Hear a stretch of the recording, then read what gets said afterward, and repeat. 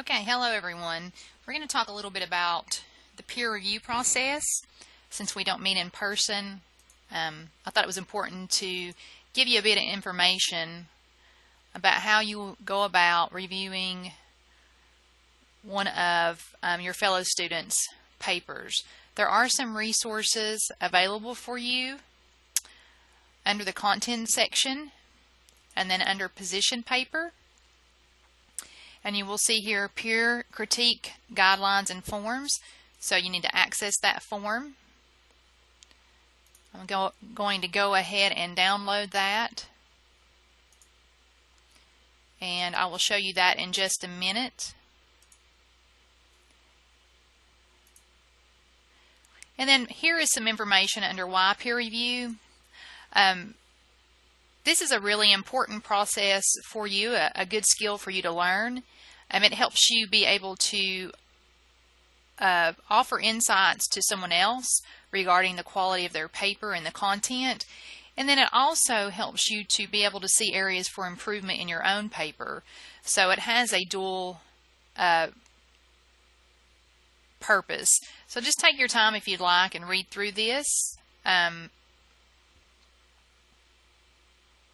And again, it'll give you some important information about why we choose to do the peer review process.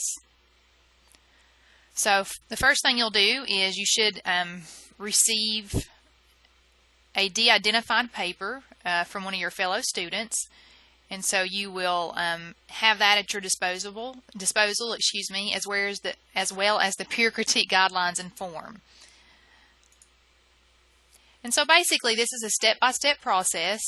So you're going to read and then reread one of your classmates' papers, and the objective is to offer constructive and specific feedback that will help the writer produce a stronger second draft. Remember that I'm emphasizing constructive feedback.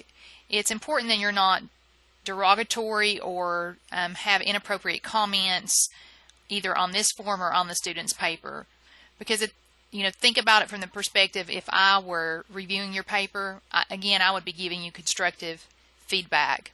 So in step one, you want to read the paper from start to finish. You don't want to make any comments or anything at that point. You just want to get a general feel for the paper. Then you will go back and reread the paper more carefully at step two. And you want to pay attention to the components noted on these following pages. You also may want to have the guidelines for the position paper handy, because you need to be providing feedback on whether or not that student has actually followed the guidelines.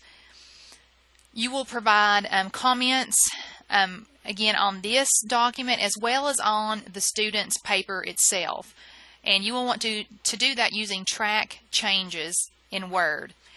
Depending on the version, it's different, but you can go up here, you see under Review, and you can select the Track Changes feature.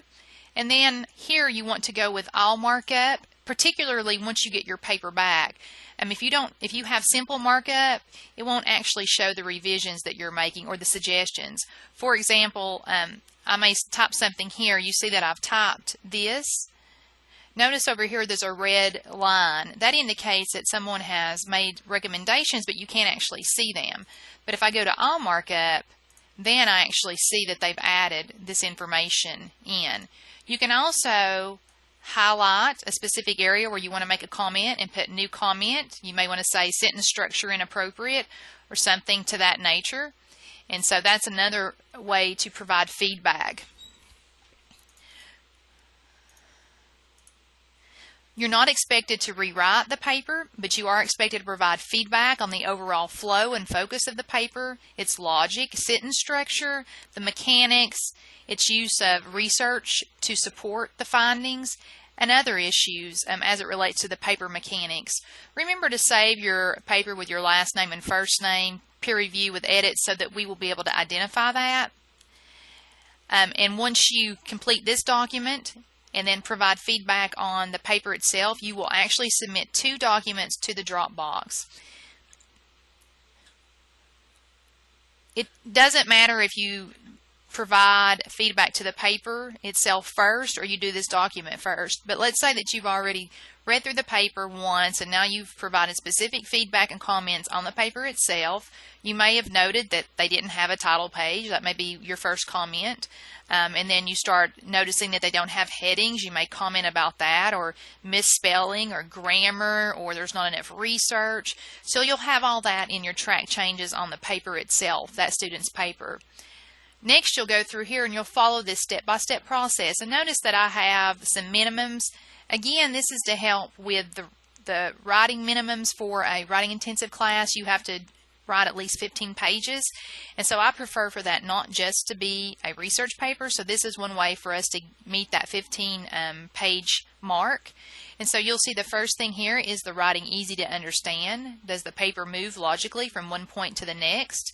Does the paper flow smoothly, or does it have a choppy feel to it? Does the writer make good transitions from one point to the next?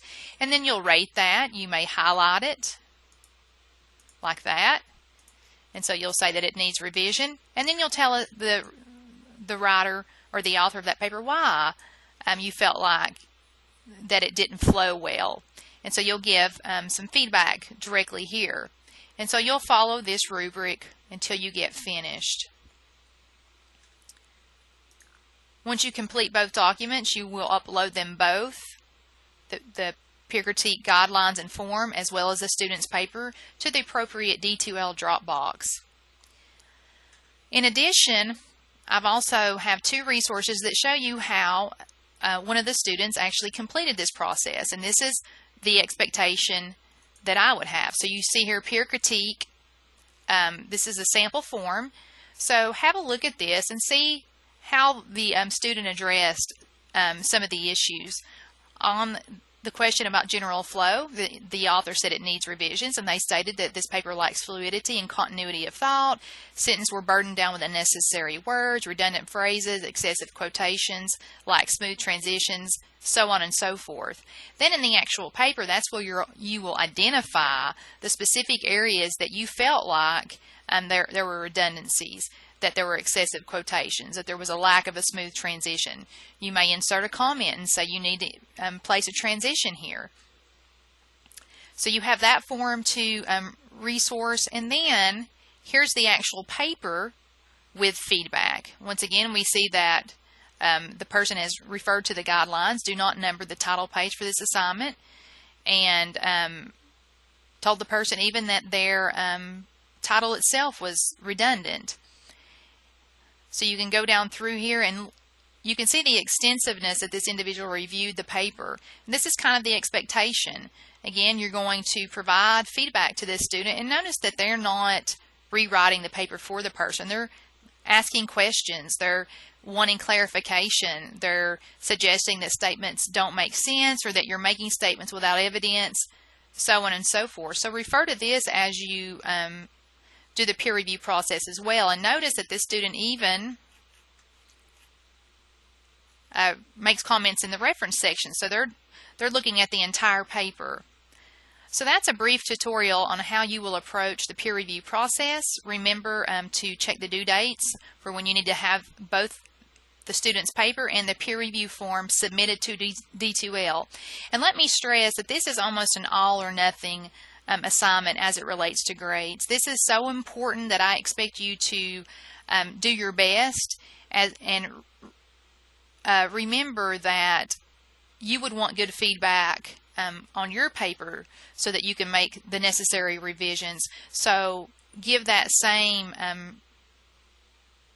probability of your fellow student being successful by also giving them stellar feedback that they can utilize to revise their paper.